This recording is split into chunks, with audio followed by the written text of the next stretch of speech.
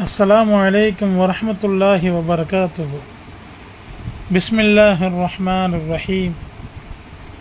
உறவுகளை நிலைத்திருக்கச் செய்ய சில சமயங்களில் குருடனாக, சில சமயங்களில் செவிடனாக, சில சமயங்களில் ஊமையாக நடித்து கொள்ளுங்கள்.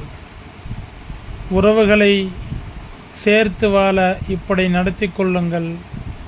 அவ்வாறு சேர்த்து வாழவில்லை என்றால் உங்களிடமிருந்து இவையெல்லாம் பிடுங்கப்படும் என்று அல்லாஹ் கூறுகிறான்.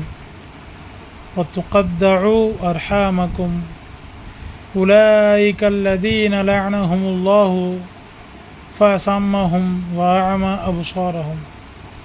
உங்கள் இரத்த உறவுகளை துண்டித்து விட பார்க்கிறீர்களா? இத்தகையோரை அல்லாஹ் சபித்து செவிடாக்கி பார்வைகளையும் குருடாக்கி விட்டான்.